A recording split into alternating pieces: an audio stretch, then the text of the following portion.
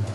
만일 내가 아침에 길을 찾을 수만 있다면, 아침에 길을 찾을 수만 있다면, 오늘 저녁에 나는 죽어도 좋다. 길을 찾고 싶은 겁니다. 인생의 길을 찾기를 원했단 말입니다.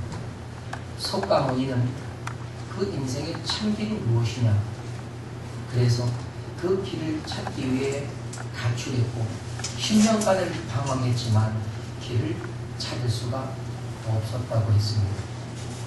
여러분, 세상의 지혜와 학문으로는 그 길을 찾을 수 있는 게 아닙니다.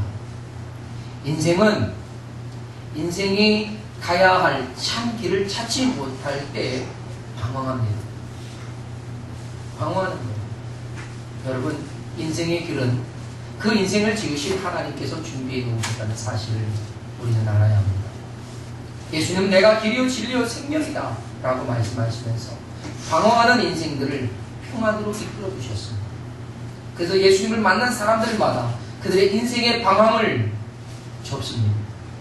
그리고 주님과 함께 하나님이 이끄시는 인생으로 나아간다는 사실이죠. 그래서 우리의 인생은 내가 걸어가야 할 참된 길을 찾을 때 그것이 평안의 시간인 줄로 압니다. 여러분, 우리나라 주소가 확 바뀝니다. 몇 년 전부터 추진해 오던 도로명 중심으로 바뀐 새 주소가 이제 다음 달인 7월부터 시행된다고 하죠. 처음에는 좀 혼란이 있을 거라고 저도 생각합니다.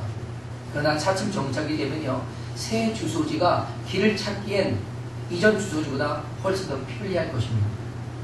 새 주소지의 특징이 뭡니까? 길의 명칭을 따라 주소지가 이루어지고 있기 때문에 주소지는 그야말로 로드맵이 되는 겁니다. 길로 형성된 지도가 되는 거죠. 여러분, 서울특별시 동대문구 한천로 479번지 어딜까요? 우리 교회 주소입니다. 네, 이것이 우리 교회 새 주소이란 말이죠. 이처럼 새 주소지를 도로 이름으로 변경한 것은요, 길을 쉽게 찾기 위한 목적이었습니다. 여러분, 우리들 각자의 인생길을 이렇게 도로의 이정표만을 가지고 찾아갈 수 있다면 얼마나 좋겠습니까? 그렇죠? 그러나 얼마나 많은 사람들이 그들의 갈 길을 찾지 못해서 방황하고 삽니까? 방황하는 사람들은 참길을 찾지 못한 사람, 또는 참길을 가면서도 세상을 두리번거리며 혼란스러워하는 사람, 또 참길을 가다가 곁길로 빠져버린 사람, 이런 사람들이 많단 말입니다. 그렇다면 왜 사람들은 자신이 가야 할 그 길을 찾지 못하거나 또는 그 길을 가면서도 방황해야만 할까 하는 것입니다. 혹 그 길을 찾았어도 왜 그 길을 바로 가지 못하는 것인가? 무엇 때문일까요? 오늘 우리는 본문 말씀에 길을 잃은 한 마리의 양에게서 우리 인생의 길을 잃어버릴 수밖에 없었던 힌트를 찾아가려고 합니다. 첫째로, 사람들은 왜 자신이 가야 할 길을 잃어버리겠느냐 하는 것입니다. 그것은 육신에 이끌려 따라가기 때문입니다. 여러분, 정글 지역에서 선교하시는 한 선교사님이 계셨는데, 그분은요, 정글에서 사역하면서요, 인간적인 욕심 한 가지가 있었답니다. 그의 소원이 뭐냐 하면 아주 단순하고 아주 일반적인 거죠. 파인애플을 실컷 먹는 겁니다. 그래서 원주민 형제들과 함께 파인애플 나무를 심었답니다. 시간이 흘러서 파인애플 그 나무에 이 파인애플을 수확할 때가 되었는데, 수확하려고 나가보니까 글쎄 파인애플이 하나도 없는 겁니다. 다 따가버렸습니다. 그래서 원주민 형제들이 다 따가가지고 선교사님이 너무 황당하니까 그들에게 물었습니다. 형제들이요, 어찌해서 내가 필요해서 심은 이 파인애플을 다 따가버렸으니까? 그랬더니 원주민들이 이렇게 말합니다. 선교사님, 당연하죠.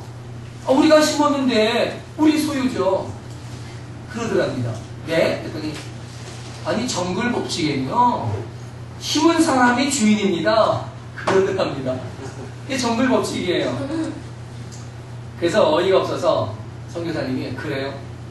알겠습니다. 그러면 제가 심은 대가를 드릴 테니까 이번에는 심으면 반씩 나눕시다. 그래서 좋다고. 좋다고. 그래서 그렇게 심었어요.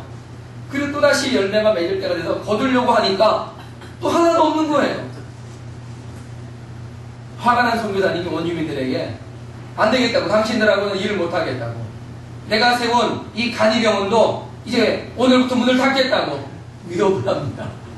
뭐 때문에? 파인애플 때문에. 그래서 이분이 얼마나 화가 났는지 파인애플 주변에 개도 경비처럼 갖다 놓고요, 열심히 나름대로 파인애플을 지키려고 했습니다. 그래도 되지 않더라는 거예요. 근데 어느 날 성경을 읽는데 하나님의 음성이 들려왔습니다. 뭐라고 들려왔냐면 파인애플이 누구 거냐 그러더래요. 하나님께서 네 거냐 내 거냐 그러시더래요. 그 음성을 듣고 깜짝 놀라서 스스로를 생각해 보니까 내가 인간적인 생각으로 욕심을 부리다가 진정한 주인이 누군지를 놓쳤다. 누구라고요? 하나님이신데 놓쳤다는 것을 깨달았습니다. 그 후에 다시 원주민 형제들이 열매를 모두 다 따가버렸지만 선교사님이 화를 내지 않더라는 거죠. 달라진 겁니다. 이를 이상하게 여기는 원주민 형제들이요, 선교사님을 찾아왔습니다. 선교사님, 우리가 올해도 파인애플을 다 따갔는데 왜 화를 내지 않습니까? 그랬더니요, 선교사님이 그렇게 말했다는 겁니다. 그것은 제가 지금까지 잘못 알았기 때문입니다. 이 파인애플의 진짜 주인은 내가 아니라 하나님이십니다. 그랬어요. 그 후에 파인애플을 이렇게 심어놓은 것을 역시 훔쳐갑니다. 훔쳐가요. 그런데 이 원주민들이 이상한 일이 벌어지는 거예요. 이것을 훔쳐간 사람들, 가서 먹은 사람의 아이들이 배가 아프거나 병이 나면 이제 그들에게 이런 말이 돌았던 겁니다. 우리가 하나님의 것을 훔쳤기 때문에 아픈 거예요. 서로 그런 말이 돌면서 나중에는 이 파인애플을 훔쳐가는 사람이 없어졌다고 해요. 그래서 이제 그때부터는 목사님이, 그 선교사님이 이 파인애플을 따가지고 원주민들과 함께 나누면서 그리스도의 사랑을 실천하며 살아가게 됐다라고 합니다. 여러분, 욕심에 이끌리면요, 하나님이 안 보이는 거예요. 자신만 보이는 거예요. 파인애플 실컷 따먹고 싶은 욕심 때문에 감정이 상했고요, 미움이 일어났고요, 용서가 안 됐던 거죠. 여러분, 견물생심이라는 말 있잖아요. 그럼 그 견물생심이 견물 욕심이라고도 할 수 있는 의미입니다. 왜요? 우리가 무엇인가를 보면 그것을 가지고 싶은 마음이 일어나는 거예요. 그래서 시장에 가보면 그 상품들을 아주 맛있게 진열하고 맛있게 아주 좋은 훌륭한 그런 상품들처럼 진열하지 않습니까?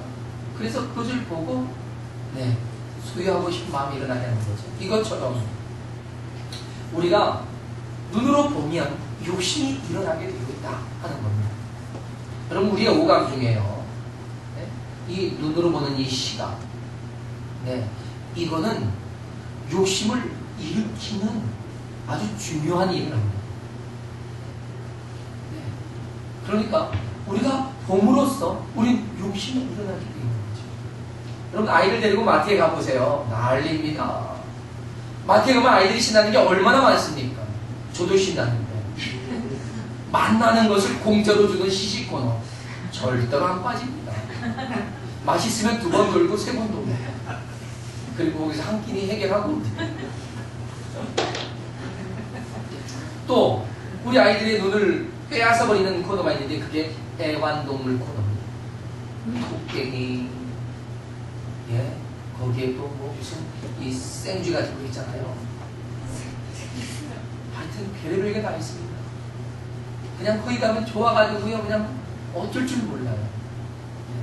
또 이쁘고 화려하게 진열된 상품들, 자기가 필요한 것들, 이런 것들이 있으면 그 시선을 따라갑니다.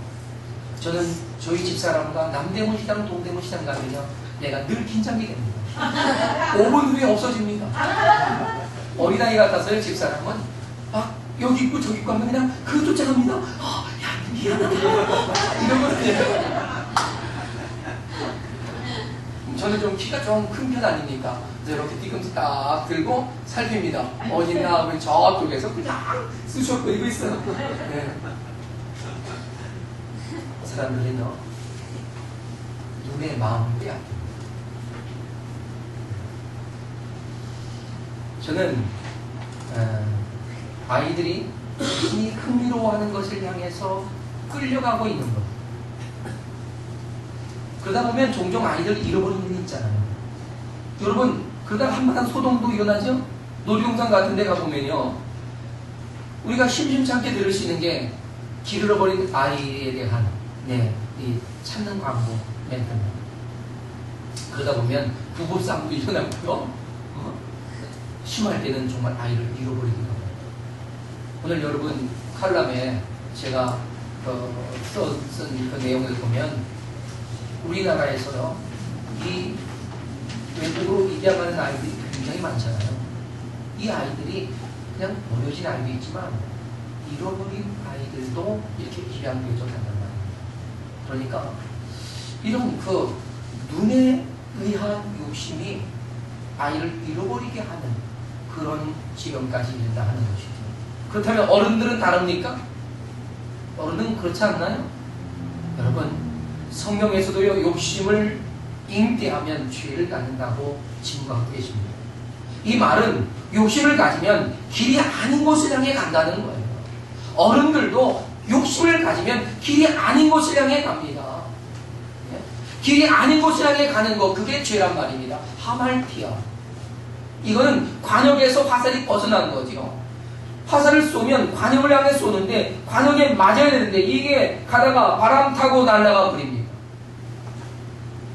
그래서 관역에서 벗어나는 거죠. 이것처럼 우리의 작은 욕심은 우리가 가야 할 길을 가지 아니하고 먼 길로 가게 하는 겁니다. 여러분, 왜 우리가 이런 일이 생길 수밖에 없습니까? 자기의 욕심을 따라갔기 때문입니다. 우리도 다 양 같다라고 성경은 증거합니다. 그래서 그릇 행하여 각기 제 길로 간다는 거지요. 이게 뭡니까? 제 욕심대로 간다는 겁니다. 제 생각대로 간다는 것입니다. 성경이 이렇게 정확하게 지적하고 있는 것처럼 우리는 내가 있어야 할 곳에 있지 않고 전혀 다른 곳에 이르러서 우리는 방황할 수밖에 없는 겁니다. 그 이유는 뭐라고요? 아주 작은 욕심으로부터 시작되어진다는 것입니다. 우리가 가야 할 길을 잃어버리고 전혀 엉뚱한 곳에서 두려워하고 괴로워하고 있는 이유는 바로 이 작은 욕심이 원인이라는 사실을 우리는 알아야 할 것입니다. 그 욕심은 사람들의 성향에 따라서 다른 모양으로 나타나더라고요. 어떤 사람은 그 욕심 때문에 더 적극적인 성향을 띱니다. 욕심이 있으니까 더 많이 가지려고 그냥 달려듭니다. 굉장히 적극적이지요. 막 무조건 전진합니다. 그런데 좀 소극적인 성향을 가지고 있는 사람은요, 다른 양상을 보입니다. 왜냐하면 자기가 가지고 있는 것을 잃어버릴까봐 내가 이것마저 잃어버리면 안 되지 그러고 해서 꼭 쥐고 있습니다. 이런 분들에게는 더 큰 것을 얻을 수 있는 기회가 적어집니다. 그래서 김종춘 목사님이 그런 책을 썼어요. 소신불패. 소신불패. 왜냐하면 사람이 소심하면 불패한다. 그러나 소심하면 크게 성장하지 못합니다. 그러니까 자꾸만 실패하는 사람들, 그들에게 일침을 놓은 거죠. 너무 일을 막 버리지 말고 그럴 때는 소심할 필요도 있다. 대범할 필요도 있지만 소심할 필요도 있다. 여러분, 우리는 대범해야 할 땐 대범해야 되고요, 소심해야 할 땐 소심해야 합니다. 그렇게 여러분 스스로가 컨트롤할 수 있기를 바랍니다. 네. 성경은 말합니다. 우리의 욕심을 내버리라는 겁니다. 욥기서 22장 24절에 너는 돈에 대한 욕심을 버리고 내 금을 던져버려라 라고 말합니다. 더 이상 욕심으로 끌어안지 말아라 이런 얘기죠. 기도서 2장 12절에서 말합니다. 경건하지 않은 것과 이 세상 욕심을 다 버리라. 에베소 4장 22절에서도 너희는 유혹의 욕심을 따라 썩어져가는 구습을 따른 옛사람을 벗어버려라. 옛사람, 욕심에 이끌리고 세상에 끌려다니는 그러한 우리의 옛사람의 성향을 벗어버려라 하는 것입니다. 그래야만 99마리와 같이 길을 잃지 아니하고 안전한 곳에 이를 수 있다는 것입니다. 우리의 작은 욕심, 우리의 그러한 유혹된 눈길에 의해서 우리는 가야 할 길에서 벗어나고 내가 이루어야 할 자리에 이르지 못하고 길을 잃어 방황하며 때로는 고통하며 신음하며 우리의 인생에 어찌할 바를 모르는 그런 무거운 상황 속에 이르게 되는 것입니다. 둘째로 사람들은 왜 자신이 가야 할 길을 잃어버릴까 하는 겁니다. 그것은 진리를 알지 못하기 때문입니다. 여러분, 예수님은 내가 길이요 진리요 생명이다 라고 했습니다. 길, 진리, 생명, 여러분 이 세 가지가요 다른 게 아닙니다. 하나입니다. 하나. 그러니까 우리의 인생길은 진리에 있다는 것입니다. 진리가 아니라면 우리가 가야 할 길이 아니라는 거지요. 그리고 우리가 가는 그 길은 생명의 길이라는 것입니다. 할렐루야. 그래서 길과 진리와 생명은 몇 개나? 할렐루야. 그래서 길과 진리, 생명은 다른 것이 아닙니다. 모두 하나. 곧 예수 그리스도이십니다. 할렐루야. 히브리서 12장 2절은 이렇게 말씀하시지 않습니까? 믿음의 주요 온전케 하시는 이인 예수를 바라보자. 예수를 바라보는 것입니다. 네. 참된 진리를 바라보시는 겁니다.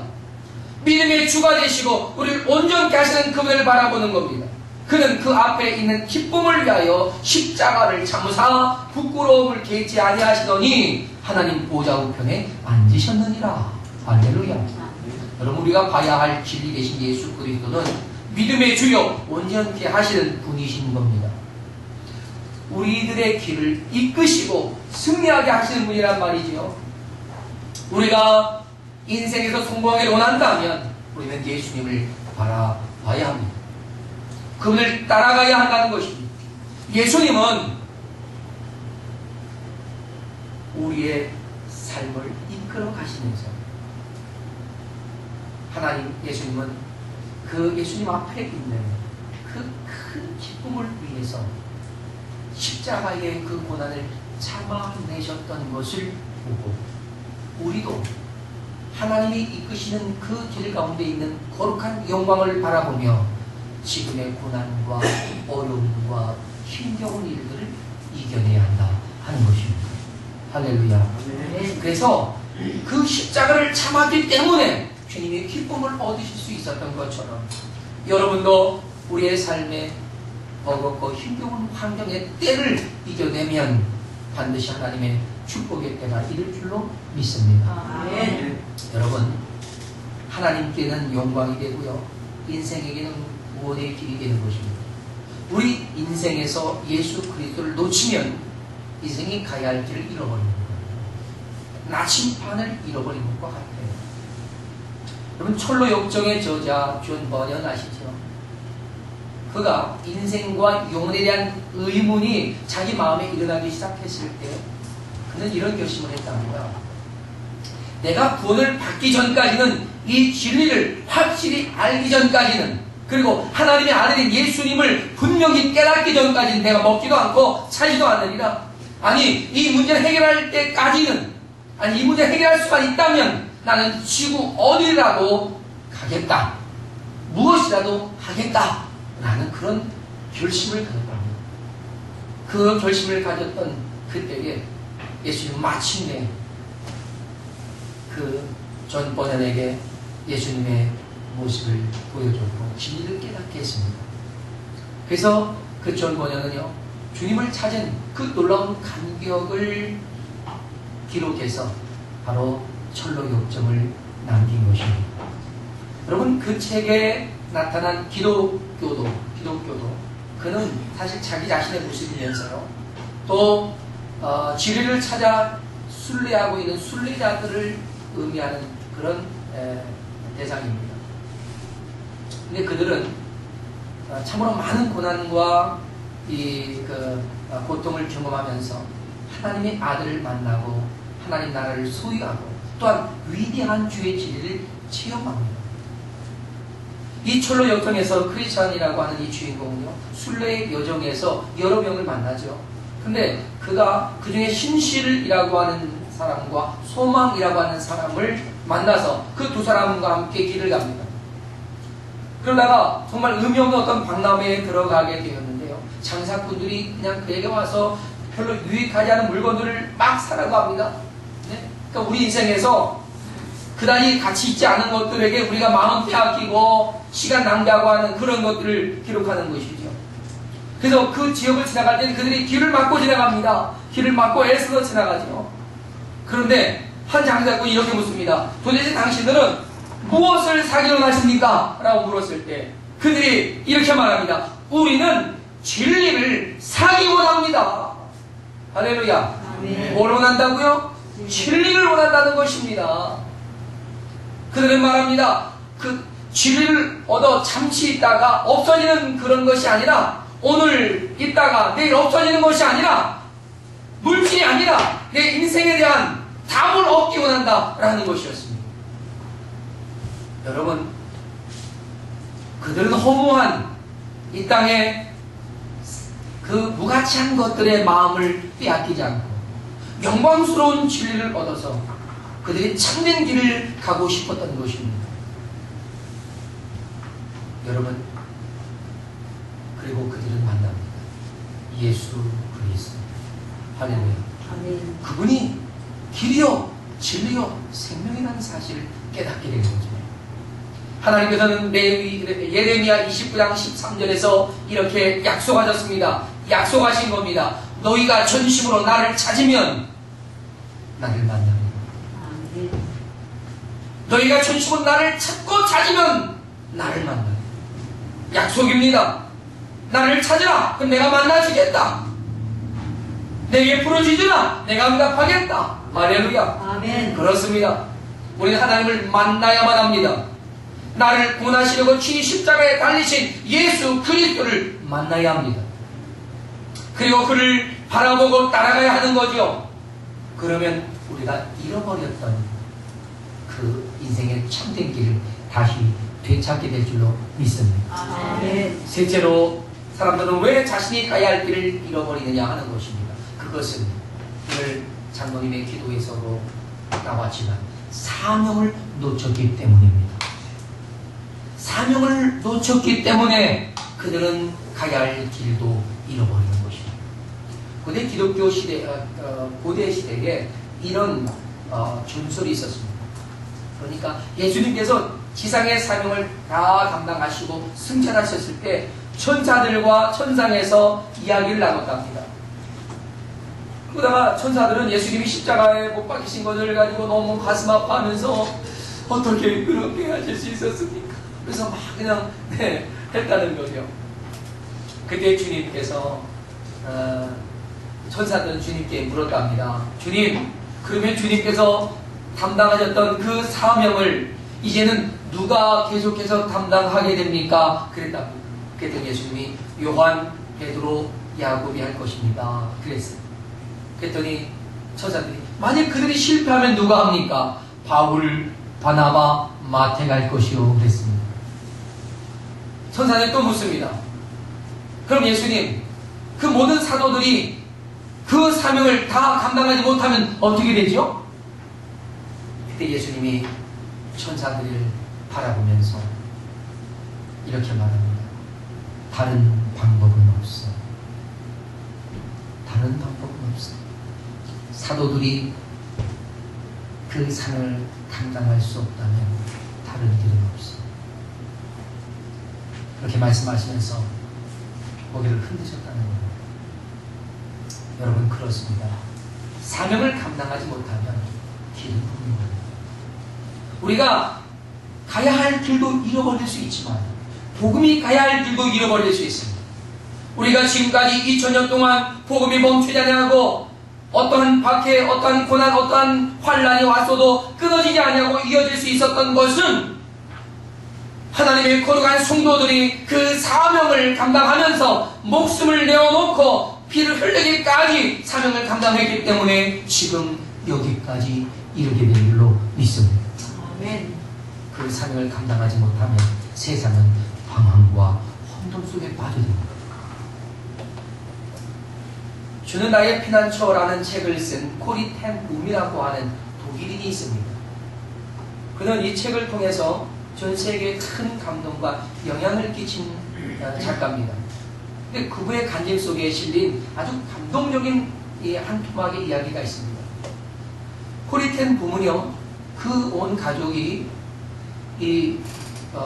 유대인들을 숨겨주었다라고 하는 이유로 온 가족이 체포돼서 2차 대전 내내 수용소에서 생활했습니다. 굉장히 많은 그 참혹한 곳이었기 때문에 그곳에서 온 가족이 다 죽고 코리 텐 붐만 기적적으로 살아남았답니다. 전쟁이 다 끝나고 감옥에서 나온 이 여인이 하나님의 감동을 다시 받습니다. 하나님께 사명을 받는 거죠. 하나님은 그녀에게 자기를 핍박하고 또한 가족들을 잔혹하게 죽인 독일인들에게 하나님의 말씀을 전하라고 하는 것이었습니다. 네. 그래서 그녀는 하나님의 사명에 순종해서 독일의 마을과 도시마다 다니면서 간증 집회를 했습니다. 그 집회로 인해서 죄책감에 사로잡혀 있었던 많은 사람들이 자유를 얻었고 하나님 앞에 돌아오는 놀라운 부흥의 역사가 있었습니다. 그런데 한 번은 코리 텐 붐이 독일의 시골 어느 도시에서 말씀과 간증을 모두 마치고 사람들과 인사를 하고 있는데 그 사람들 중에 어떤 한 사람이 그의 온 몸을 그냥 완전히 굳어버리게 만들었답니다. 그는 다름 아닌 자신의 언니 베시가 죽는데 아주 결정적인 역할을 했던 죄수들을 못살게 괴롭혔던 그 라벤스부르크의 수용소 간수였답니다. 네. 그를 보는 순간 그녀는 그냥 몸이 굳어버리고 꿈에도 잊을 수 없는 바로 그 간수를 보고 피가 거꾸로 도는 것 같았다라고 고백합니다. 그때 그녀는 속에서 이런 울림이 있었습니다. 하나님, 저 사람은 안 돼요. 저 사람은 용서할 수 없어요. 할 수 없어요. 저 사람만은 안 돼요. 막 그러고 있는데 그때 하나님께서 그의 마음에 이렇게 명령하시랍니다. 사랑해라. 이것은 명령입니다. 그 순간 그녀는 또다시 하나님께 하나님, 저는 그를 사랑하고 싶은 마음이 없습니다. 용서할 용기도 없습니다. 주님은 계속 사랑하라고 말합니다. 그때 그는 항복합니다. 주님의 명령대로 해보겠습니다. 어떻게 한다고요? 해보겠습니다. 하겠다는 게 아닙니다. 해보겠습니다. 매우 소극적인 응답을 합니다. 그런데 그런 생각하고 있는 사이에 그 사람이 자신 눈앞까지 다가온 겁니다. 그래서 그녀는 사랑의 감정이 없었습니다. 해보겠다고 하는 약속이 있었기 때문에 그에게 손을 내밀고 그냥 끌어안았답니다. 그냥 끌어안는 순간, 바로 그 순간에 하나님께서 그녀의 마음에 그를 사랑할 수 있는 마음을 담아주셔서 그를 품고 사랑하고 용서할 수 있었답니다.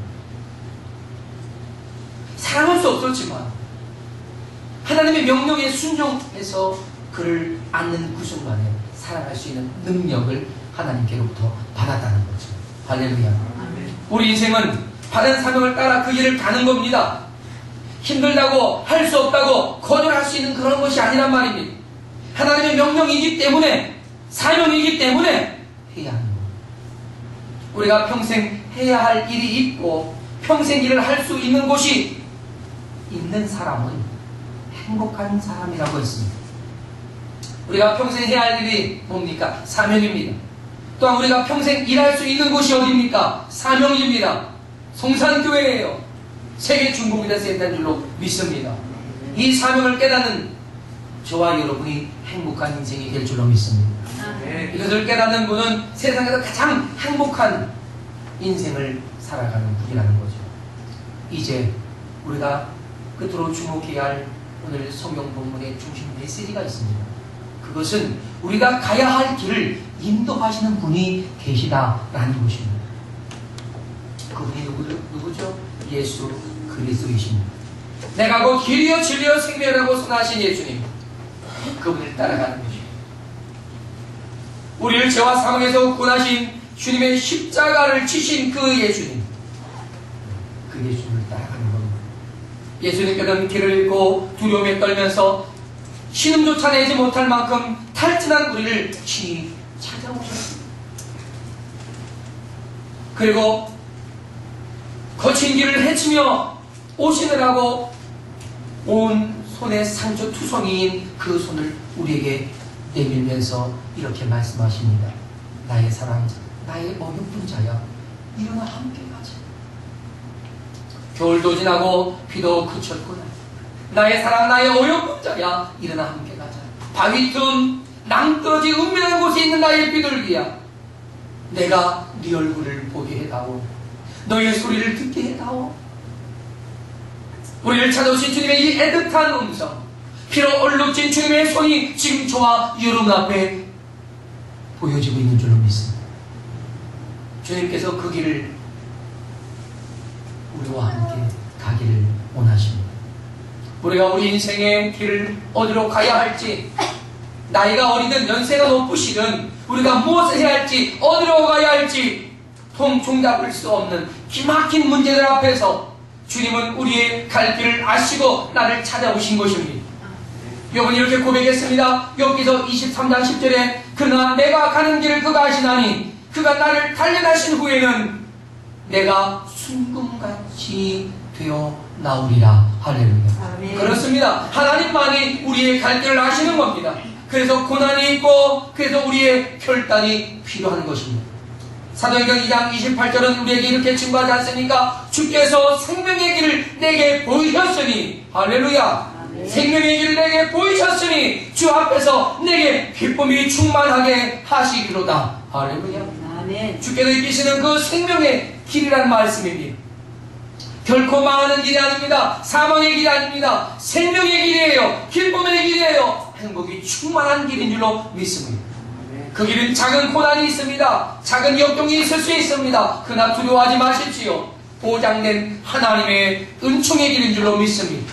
그래서 바울은 이렇게 결단했습니다. 내가 달려갈 길과 주 예수께 받은 사명, 곧 하나님의 은혜의 복을 증거하는 일을 마치려 하면은 나의 생명조차 조금도 귀한 것으로 여기지 아니하노라.